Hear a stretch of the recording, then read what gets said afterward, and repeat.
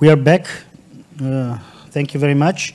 So we can continue with our third panel, Digitalization in Municipalities, International Tendencies, Best Practices, and Limitations. This panel aims to foster a fresh thinking regarding new technologies and digitalization in the process of decentralization reform and improvement of municipal service delivery. The focus of the discussion will be to see how ICTs improve delivering government services to citizens in new or improved ways, and whether citizens are familiar enough and have a basic understanding in technology. The panelists will also highlight what are the lessons learned and best practices from other countries in this regard. We have the solo panelist, like in our previous panel, Teona. She will be moderating the panel. Teona is the Local Government and Internet and Innovations Direction Head at IDFI. So the topic of the third panel is very much related to her work, what she does at IDFI.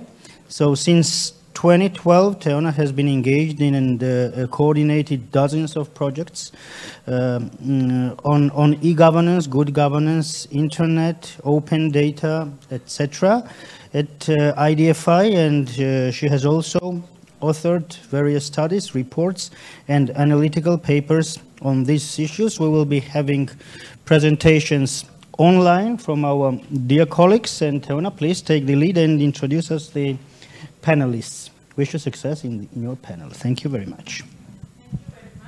And it's great honor for me to moderate this panel because, as Georgi mentioned, this is a topic I'm passionate about, and I think also it's very important for Georgia as well.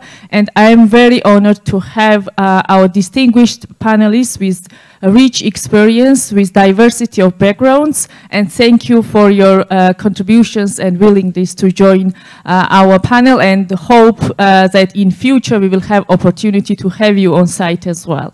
And so in general, I would highlight that why we selected this topic. So with the development of new technologies and the digital transformation, I would say that e-governance and digital reforms have become, to some extent, integral part of decentralization reforms. And that's why I think that in the modern area, when we are talking about decentralization reforms, we should also focus on digital issues as well, especially after the pandemic, when we saw the importance of e-services and e-tools to some extent when it comes to reaching out to people, solving their problems and needs.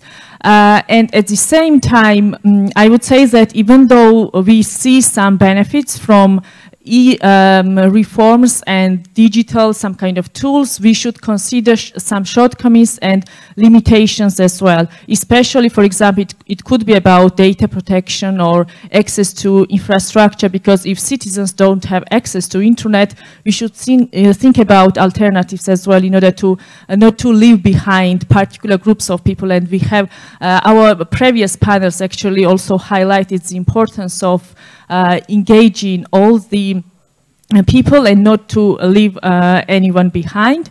And so this panel will, that's why this panel will focus on benefits and some kind of new opportunities, such as easing some kind of civic participation, improving service delivery, and at the same time increasing efficiency of local governments. But also we will highlight some of the shortcomings and limitations we have to consider when implementing digital reforms. And so I will not I will now somehow switch to our panelists, and I will introduce them, and afterwards we will have opportunities to hear best practices and some kind of lessons learned from their very rich experience, which will be very useful for Georgian context. So we will start with Dmitro Khutki, who is originally from Ukraine, and very happy that he could join us, and I'm happy that he will join some kind of international experience and also from Ukrainian experience as well. He is currently research fellow at the University of Tartu, and he's very much focused on world's best practices in digital governance and digital democracy and open governance. So Dmitro, floor is yours. Yes. Thank you. All right, so speaking about the digitalization of municipalities, you can often hear the concept of smart cities. And if you look at it, like in most cases, the emphasis would be on infrastructure.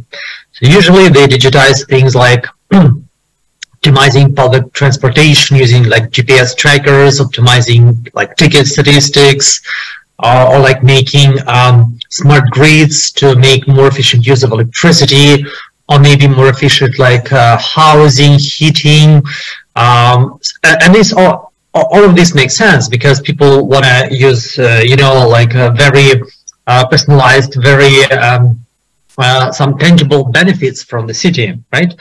But in addition to that, what is also important is this social or social-political aspect.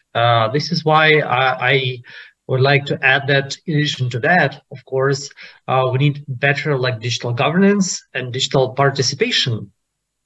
And we can see that that it's working because governments do provide like services to citizens online. Again, it's efficient for everyone because they you know, it optimizes like business processes, so to say, in the municipalities. People feel that they are heard, that they can reach out to municipalities, but it should not be like a simple website. It should be a lot of other things. It should be like live streaming of meetings. It should be open data that can be analyzed using API. It should be like all the processes should be with like tracking dashboards. Like if a person submits something, ideally there should be some visualized thing like at which stage of review is that and what's the result of that. And again, ideally a person should give a feedback to which extent was the person's request satisfied. You know, is the person happy? After all, citizen happiness is just like, you know, the ultimate measuring point. Right? But of course, the digitalization is not a panacea. It's not a thing in itself because you need a lot of other things. So we need to develop, help people develop better digital skills that can be used not only in communicating with the municipality, but in their like business, work, studies, whatever. And to do that, we need like better educational platforms, like also providing like public Wi-Fi, mobile learning, like all these new like things, new trends, new techniques that are helping that. Like we need, like, I mean, we like a community of people who are like promoting new advanced technologies and solutions in municipalities. We should make better communication. So people should know about the availability of these things first, and then how to use them and find and connect it with their needs. And then, of course, it should be like genuine will of their politicians, civil servants to introduce these things, because it should not be like a facade or something like fancy. It should be working. It should be the business processes should be re-engineered to the very basic, to the foundations. So it should not be just like digitized like letter or digitized email. It should be like the very idea. I mean, if you want to use artificial intelligence or machine learning, it should not be like a simple chatbot. It should be something that optimizes the processes in the city. So there's a lot of things to cover, and I hope my colleagues and will develop on that and they are bright insights, and we'll have a wonderful conversations in the next hour.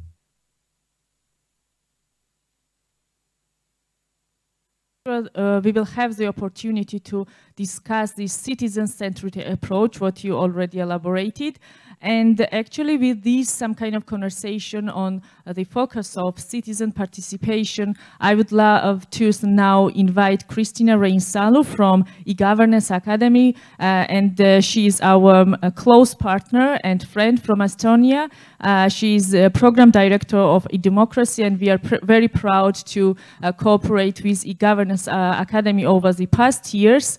And actually she has a very rich experience on implementing international, regional and local initiatives aiming to engage citizens in decision-making processes through technology. And it will be very interesting to hear her perspective as well. What should be considered when using technology for citizen participation, what aspects should be highlighted in this, and how to meet expectations of citizens better in this process. So, dear Cristina, floor is yours.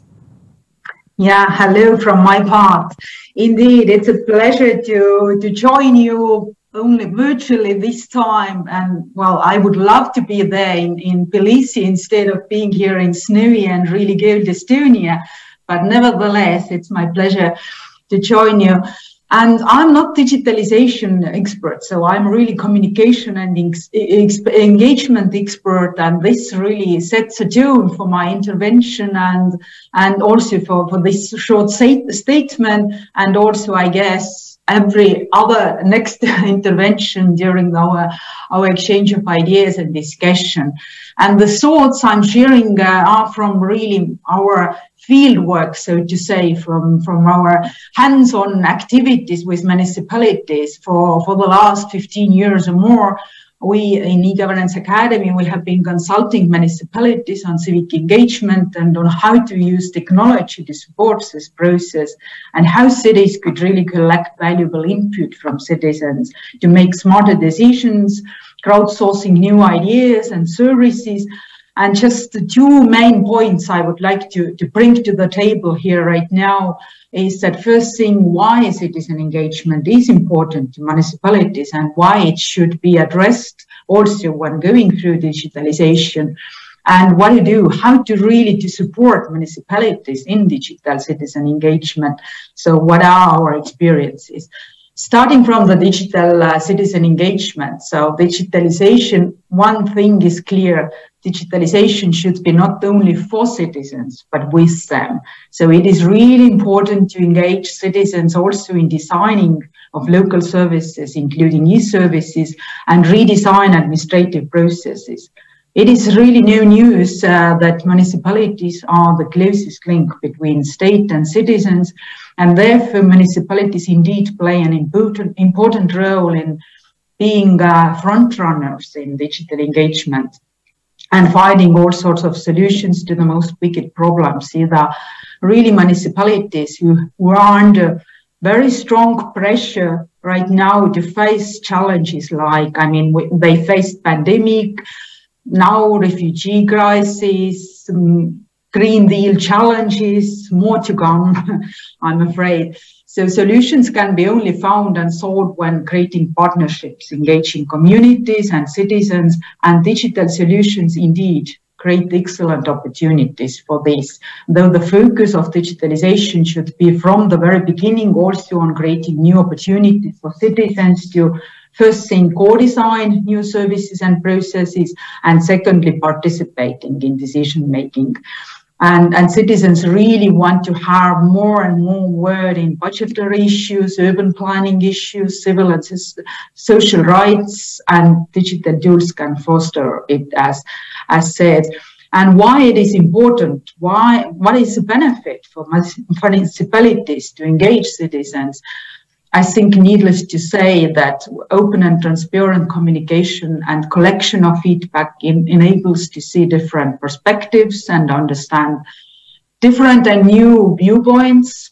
And this results clearly in better political decisions. And secondly, when citizens and communities are communicated honestly, openly, and the feedback is asked and contributions are considered, they are more ready to contribute as well and share responsibility. And for municipalities, this minimizes also later criticism of citizens' opinions and later criticism by citizens and of course, probably the most important is that it increases transparency, and shared responsibility really increases the trust in community towards municipality and its decisions, and it guarantees also the bigger efficiency for decision making in municipalities. So people are ready to follow the rules and even obey the restrictions if needed, if say there is more trust, if they understand the decisions behind or reasoning behind the decisions. And what to do more concretely and how to support municipalities in digital citizen engagement, and what also civil societies can do. Well, first thing, and I think Dmitry also mentions this quite rightly, that digitalization cannot and should not be a goal itself. What me and my colleague have discovered and realized already many years ago is that to proceed with digitalization, especially with digital engagement, municipalities really need facilitators and kind of wider frame to support and wider methodology, helping them to look at things from citizen perspective and to create more openness and transparency and to do social innovation, which is not only digitalization. But because if you digitalize processes that are outdated or are not working, you just waste your money and time, and also the reputation of digitalization, and cut by the end motivation for any further motivation. So currently, really, what kind of support we do provide to municipalities that we are organizing, we are trying to reach out in Estonia, all Estonian municipalities. We organize interactive workshop, and we really support them starting the process from change management, helping with wider framework to show really to build on that, to build digital on this and not the other way around, not starting from digital. So we raise the benefit, what it means, why it is important to engage citizens, what's the benefit, and then we help them to prioritize what are those areas of governance, of good governance, what are most important for them, because it depends on concrete context and what they want to achieve, what are their goals. Do they want to specifically focus on improvement of some services? Do they want to address more citizens? And when this is clear, only we try to figure out together and help them to figure out which kind of digital tools would support mostly this process. So I think that I will stop here right now, because we will have more discussion on that, I believe. Thank you.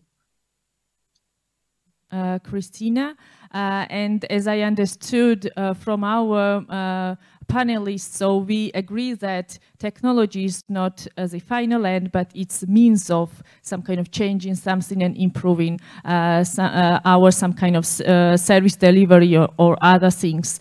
And with this, actually, we will continue with Chris Dutton, who is a democracy and technology expert. And I would highlight that he has a very interesting experience, as he has worked in over 40 countries across Asia, Europe, Latin America, the Middle East, and other some kind of parts of the world.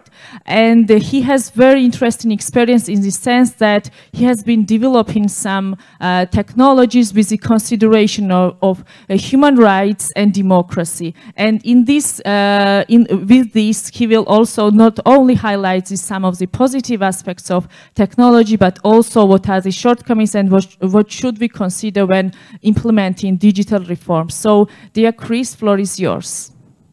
Great, thank you so much. Very happy to be here. I've had a chance, as as was mentioned, to be in a number of different places around the world. But if anybody asks, my answer is always Georgia is my favorite country, maybe more so than my home, the United States. So it's an honor to be here with you all. And Christina, Dimitrov, really great to have you folks opening up here. The danger with following two good people like this is they've taken many of my good ideas already, of course. But, so just want to really emphasize some of the points that they made about the importance of finding out what people really need. Very often we embark on these projects with a sense of what we think that people need, but trying to understand what is the actual needs from the citizens' perspective of what they want. And then Christina had mentioned the importance of communication, the idea that from the get-go, trying to build citizen buy-in on this stuff. I was just talking with some colleagues about a project in Afghanistan that was a really good idea with regard to building citizen trust around elections, but they didn't really communicate effectively about it. And because it was a new technology, it did from a computer security perspective, it definitely helped make things safer, more secure, more reliable. But because citizens hadn't been brought along for the journey, they didn't know or understand this new system. And with it, they were more suspicious of outcomes than they would have been, even though technically they were much better. And so, for all of us who are working on these issues, we may be good government nerds, we might be technology nerds, but sometimes we need to remember what is kind of easiest for folks. But I'm happy to hear also the focus of this conference, and there is so much power and so much potential. There's so much that we should look forward to and be excited about in the ways that technology can transform relationships between governments. My background is on working on democracy and human rights issues. And, I fear that sometimes we end up spending too much time being very fearful of technology, all the challenges. You look at any headline in the newspaper and, very often we hear how technology is destroying the world. But, as we've heard from our colleagues here and as I'm sure you've been discussing today, there's so much positive potential. So, a few lessons learned from my experience working with digital transformation projects.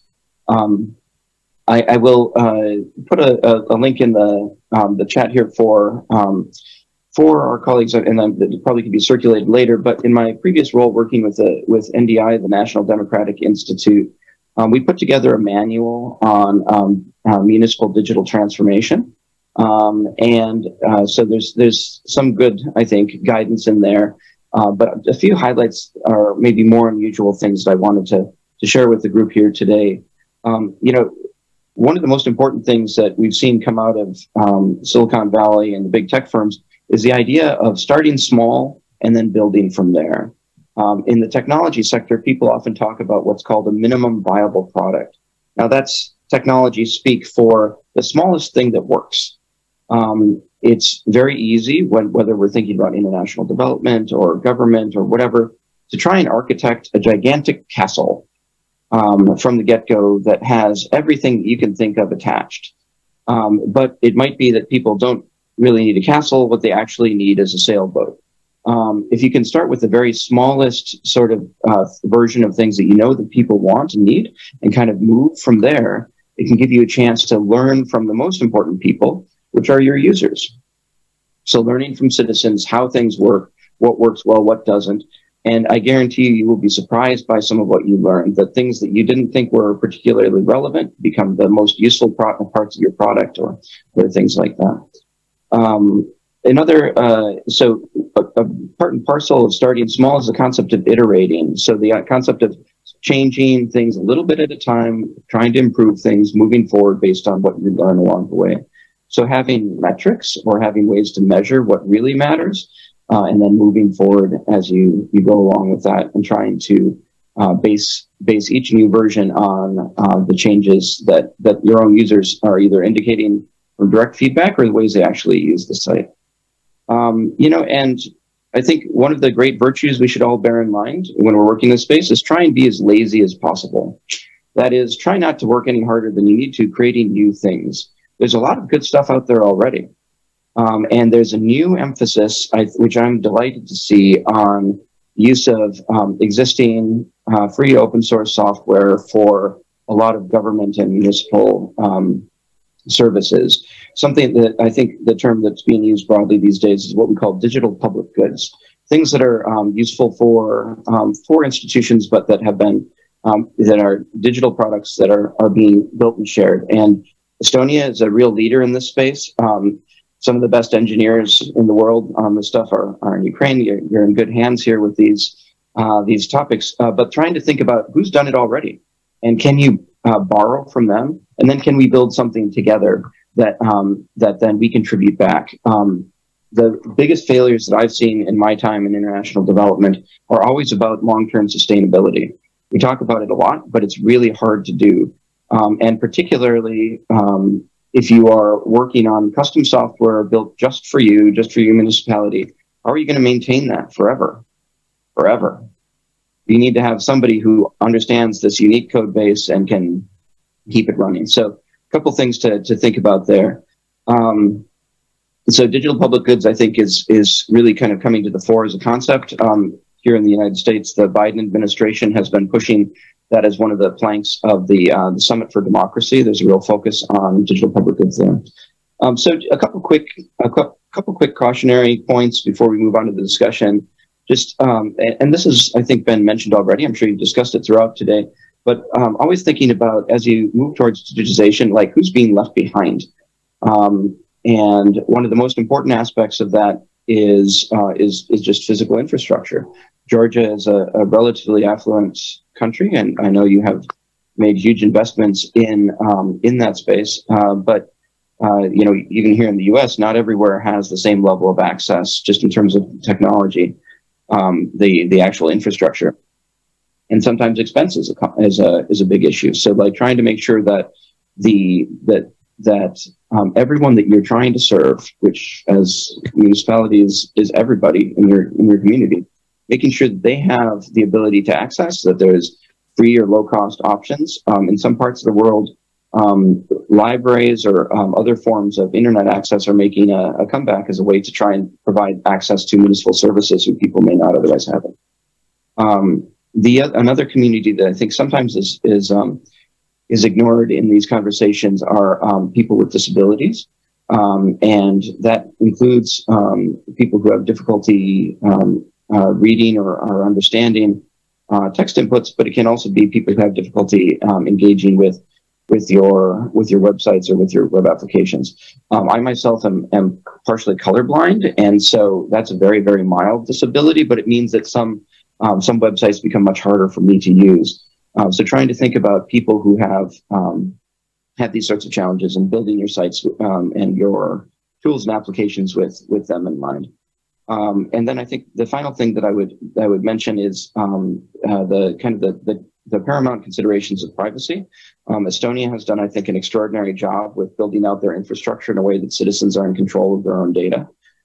That's not the default, and the easiest thing is to try and capture, and often most desirable thing is capture as much information as you can.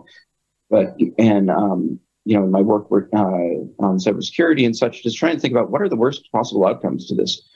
Expect that you will get hacked at some point. The bad guys will probably break in, and it doesn't have to be some you know, major nation state actor. It can be just criminals trying to get good information to then run phishing campaigns or steal people's data. So just trying to recognize the paramount importance of the privacy of your citizens, and trying to gather as little information as possible so you can really protect their privacy as you go forward. So a few thoughts and comments from my side, and really eager to have the conversation here today. Thank you. Chris, and I would highlight once again this guidebook, what you already mentioned, because I looked through this guidebook, and actually it's very inspiring.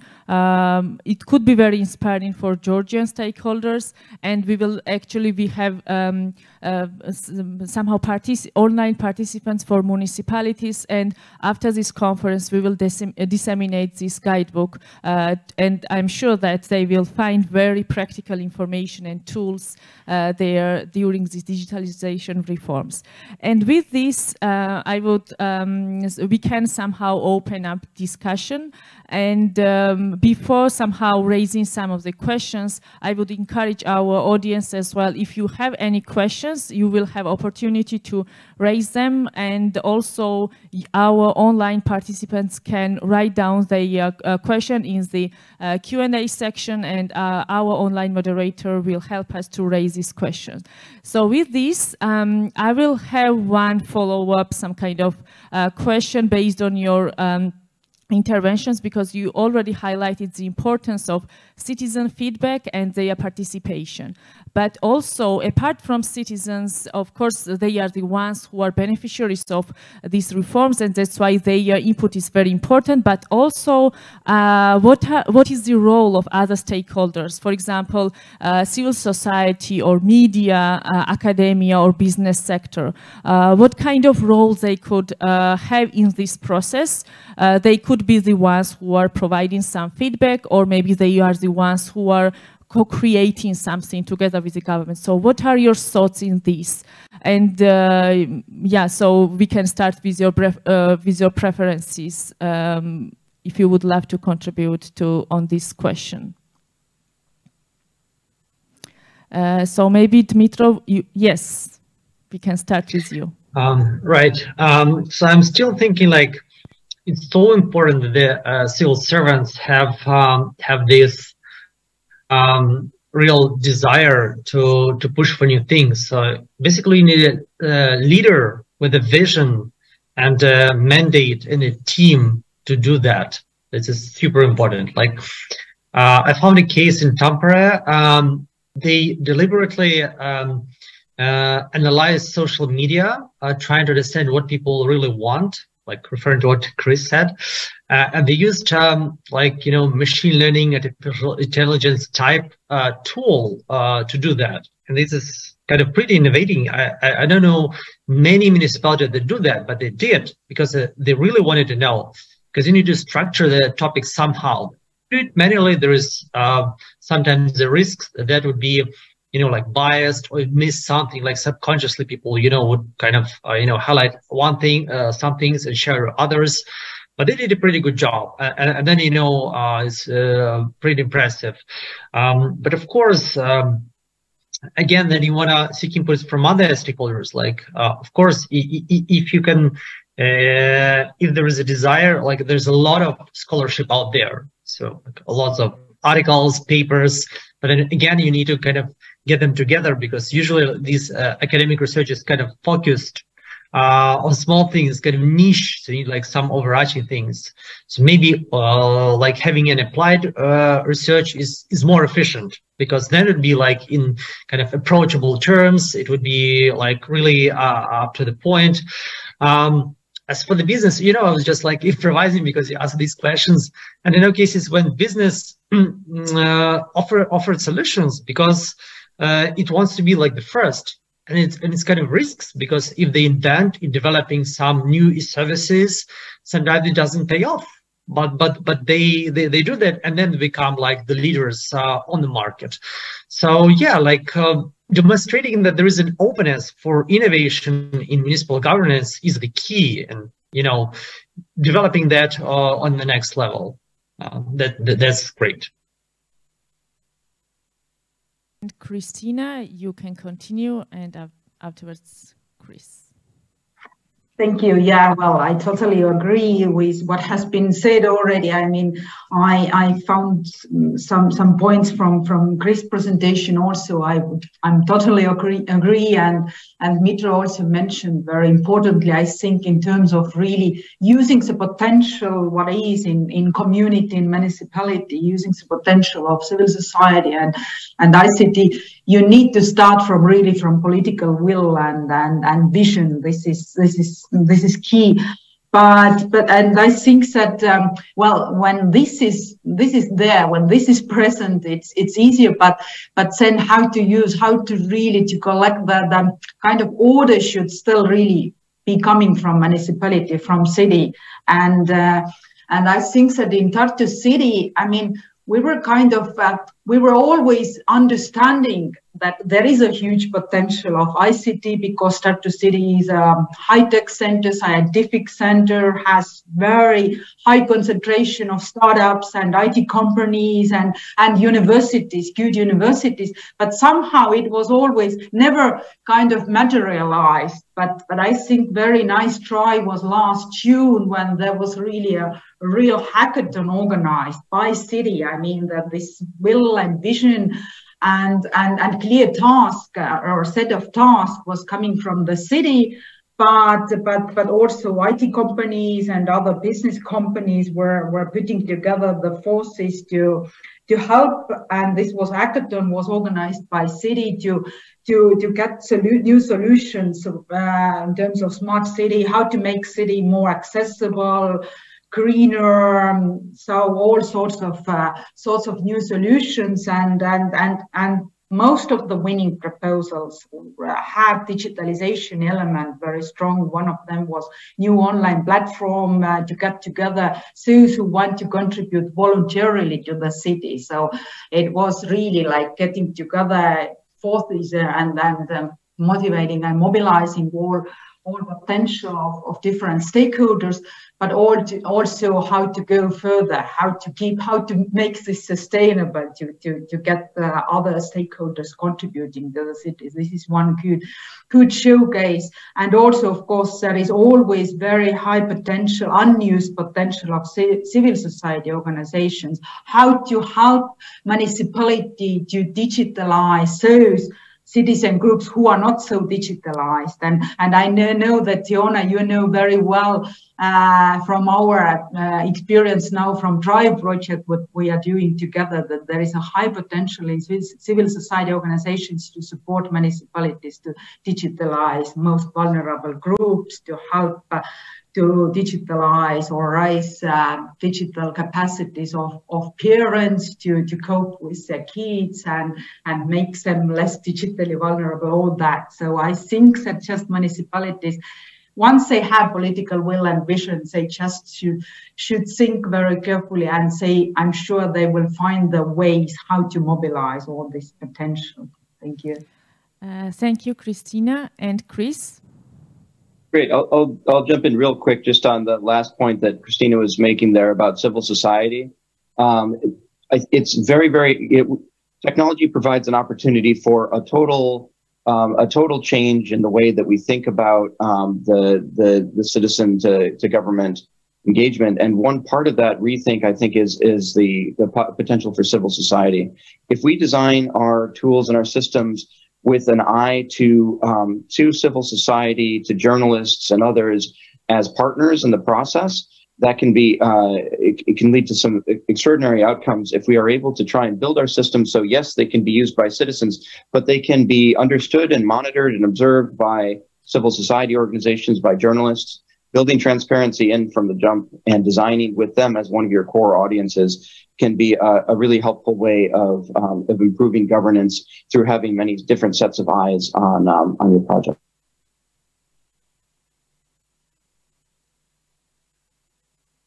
Now our on-site participants have opportunity to raise questions, and if you have any, please, you have this opportunity. So it seems as there's no question from the audience as of now. That's why I will use this opportunity and ask you about the pandemic, because we already somehow mentioned to some extent what are these some kind of implications of the pandemic, and how do you think what we learned from this situation, maybe for example, in case of Georgia, it was this pandemic also accelerated or showed the importance of e-governance reforms to some extent, but at the same time we saw some of the challenges related to digital reforms. And what are your thoughts on this? So what changed, what kind of new perceptions we have after the pandemic? Yes, Christina? Yeah, well, I have been thinking clearly a lot on that and trying to figure out how much it impacted Estonia. As you know, our municipalities were quite digitalized before that already in terms of services and even citizen engagement and so on. But where I see was the biggest impact, the pandemic was a real booster of kind of hybrid type of consultations and deliberations and stuff like this. So now, since the pandemic, I think there is a clear model, at least in my city, and I have seen that in a couple of other Estonian municipalities as well, or they have probably copied this from Tartu city. The model is that whenever there is a consultation of, I don't know, master plan for city or any other strategic document, which has something to do with placemaking as well as urban planning issues.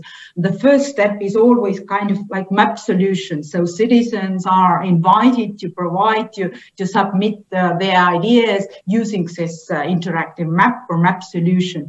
And then next phase is all sorts of online deliberations. And this really started with pandemic, because usually it was, as you know, I mean, urban planning issues were discussed on site, mostly attended by very specific, very few specific fans and, you know, usual suspects. But now these are organized online as hybrid. You can always basically go on site as well. And these are very actively attended now. I mean, it has gone to masses, basically. So those online deliberations, because it's very easy to organize, say, focusing on specific area in geography or in geographic terms, but also in some, you know, areas as let's talk today about playgrounds and stuff like this. And they are very actively attended. Plus, but it is very important, they are combined afterwards with real offsite or real deliberation, face-to-face deliberation as kind of last stage or last phase, when all those input contributions are collected using maps and using those online consultations, analyzed by city officials and experts, and then getting together citizens physically who are interested. And we have realized that citizens then are much more interested because they have had all those possibilities to contribute earlier online. And I think this model works perfectly. This has been done quite successfully when consulted Tartu City Master Plan 2030 with very many contributions coming from citizens and very good discussions offline, online. So I think this is really good how pandemic in this sense has affected this.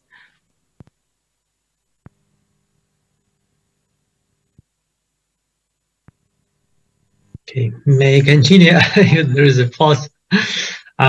So I completely agree with Christina about this hybrid model, because again, it's like, you know, walking with two legs. It's more, it's easier than efficient than jumping on one leg, online or in-person participation.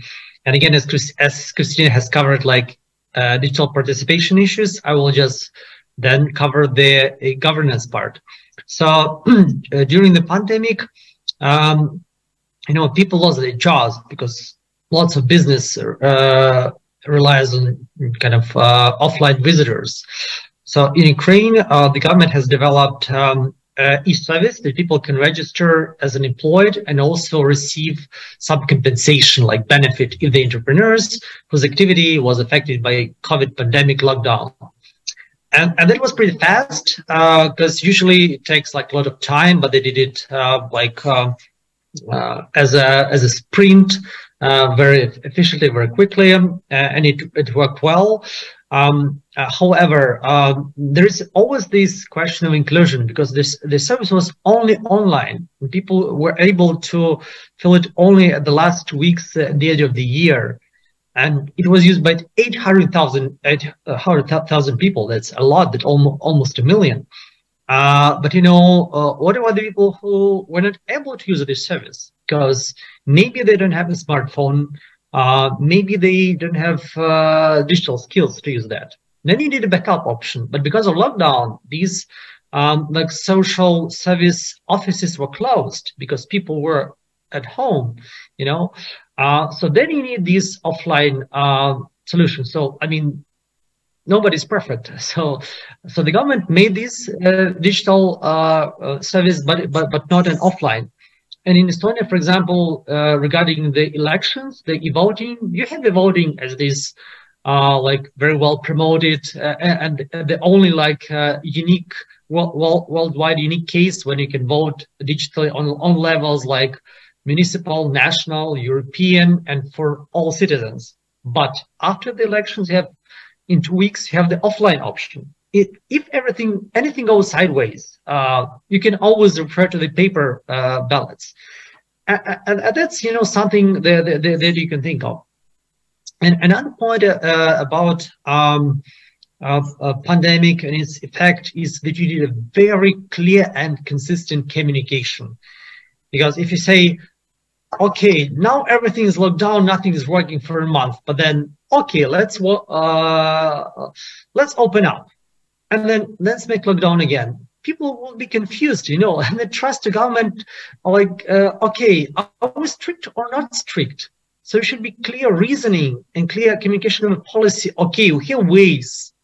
Okay, that's some scientific proof. But there should be a very clear model, because people always, not always they can understand these complex statistical models. So you have to be really consistent to keep the trust, because people can trust once, but if the things goes like different, they say, okay, well, maybe we don't care. Okay, we don't care. And it's hard to get back to strict rules again. So this is very tangible. This is very kind of soft, kind of, communication soft power thing, but you really need to develop it, the trust issue. And Chris, if you would love to contribute on this. Sure. I don't have much to add to my colleagues here. We just say it has been, it's been a tremendous accelerant. Like, I think that it's moved the process of digitization forward 10 years, in a year or two. Pros and cons on that, but I think overall it's been, been a very good thing. And it is a good reminder that, we think a lot about the challenges of exclusion, and, Dmitrio's comment about the need for non-digital options is very, very true. But it is also the case that this has provided new forms of inclusion. Here are the three of us from around the world participating in this lovely conference, thanks to the ability to do so remotely. Although, of course, we'd all much rather be in Tbilisi there. And so I think that, the pandemic has, it's been a crushing loss in so many different ways, but it has, I think, moved things forward in a positive direction overall from the government digitization perspective.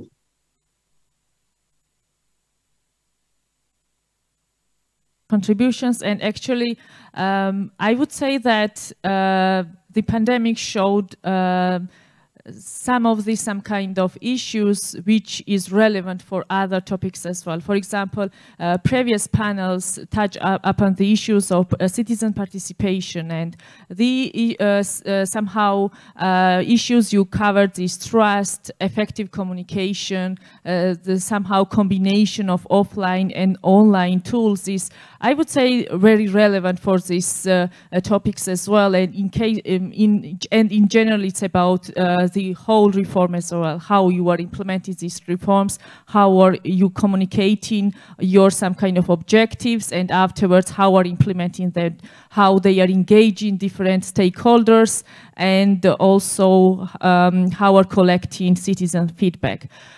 So we have some the time left, and if there is any question from the audience, otherwise we will have some kind of final remarks from our panelists. Do you have any questions? So no. So in this case, so we have some of the opportunities to share your thoughts and especially your recommendations to Georgian stakeholders especially.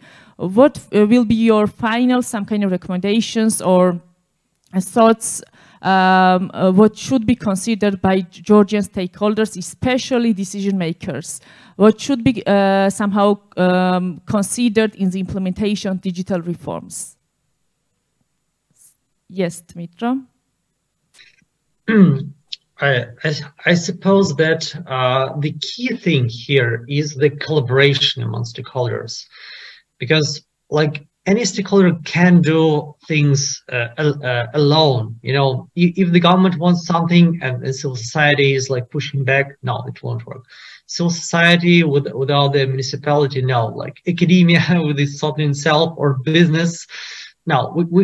It needs to get together and capitalize on each other's strengths and synergies. Let's take the case of Kyiv. So there was some, like, after the Revolution of Dignity, well back, like 8 years ago, there was an openness of authorities at all levels, you know, to do some reforms. And it was a great window of opportunity. And then the civil society mobilized, some on volunteer basis, some just, you know, took part of their jobs, like IT people, they just invested their pro bono time and developed wonderful tools. And for example, like in Kyiv city, they developed petitions and they realized, okay, people want something, we can hear them. We implemented like, you know, like night buses, night bus routes, new parks, like everything. And then people realized, okay, but this is not enough. This is just about some ideas and initiatives. Maybe we want like deeper engagement. And because the community was already there, people went on to the next level, to participatory budgeting, which is more responsible thing. And there is more empowerment because people not only suggest ideas, they decide on ideas. So they offer these local development projects. They develop them. And then they vote, and the vote is mandatory. It's binding for the local municipality to implement, either on its own, if it's something like infrastructural, technical, or like individual, if it's like a artistic statue and author can do it itself. And it relates to funds. So it's like getting democracy back to people. So it's not only representative democracy anymore, but it's also direct democracy, where people have their say and is going that way.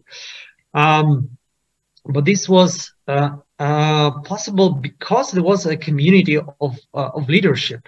And then, you know, these authors of participatory budgeting projects, they came to municipality itself. They became civil servants because they saw their potential that they can do more. Like it was like over a dozen people who came there, you know. So you have like an immense flow of smart, like dedicated people who can do that. So I believe that's the key.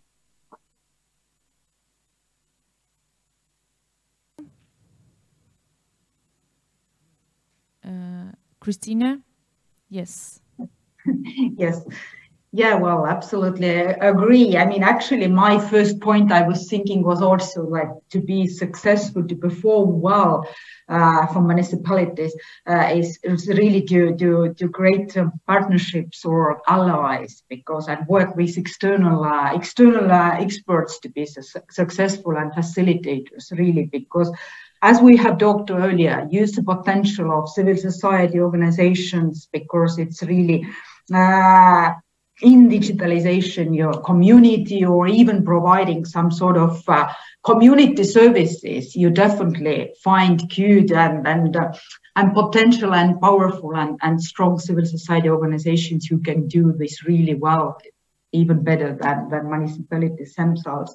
And second point would be, I think Chris already mentioned this in his opening remark, is really that start small but start now is my main message, basically to not only municipalities but all public organizations, because usually it's very easy to find excuses not to start digitalization or civic engagement right now, because you probably wait for situation when you have more money or, I don't know, smarter civil servants. It is never going to happen. I mean, you have the resources, and you can start even with baby step, really using the existing technical solutions, digital solutions.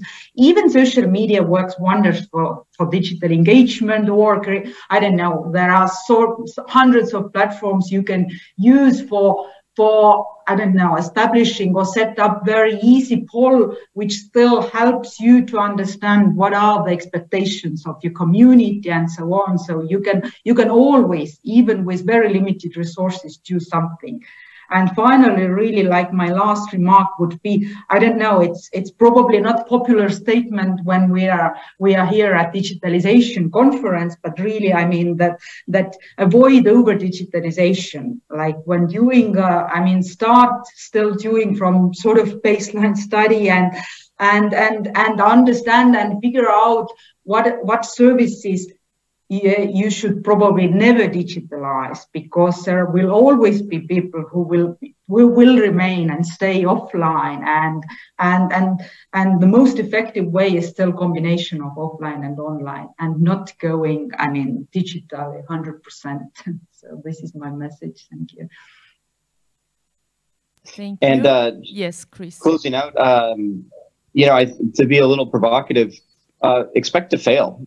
Like, a lot of stuff is going to fail, and that's okay.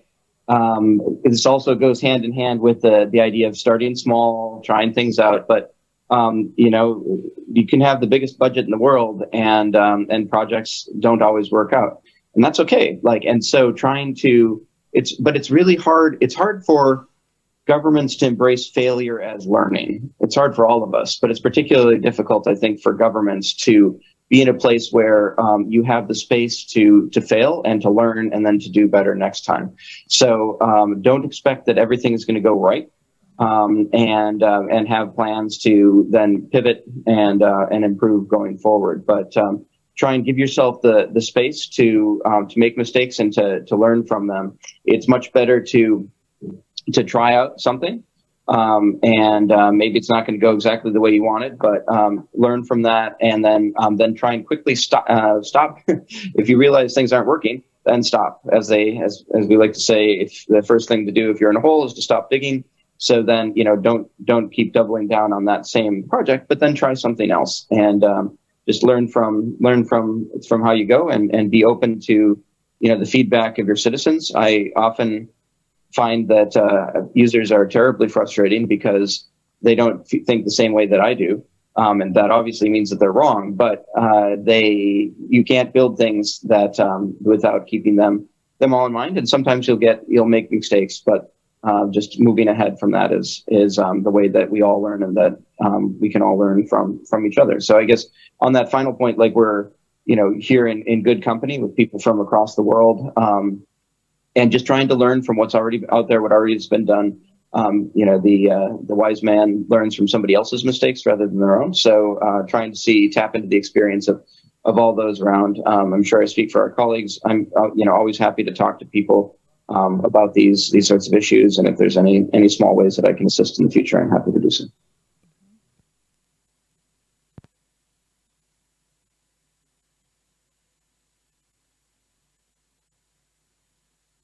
That we have lots of foods of thought after this panel, and I'm very happy that we discussed the diversity of issues. And from my side, let me share some kind of my thoughts as well. I would highlight the importance of openness and transparency from the government side as well, because when we are talking about citizen participation, we sometimes see some kind of nihilism from the society as well. And in this case, actually, trust and openness from the government side is very important, and also feedback, as our panelists already mentioned. So with this, I will somehow close this panel, and thank you once again for your excellent contributions, and I hope that we will have some other opportunities to continue discussion on these topics. Thank you so much. Thank you. Bye. Thank you. Thank you all. Good afternoon.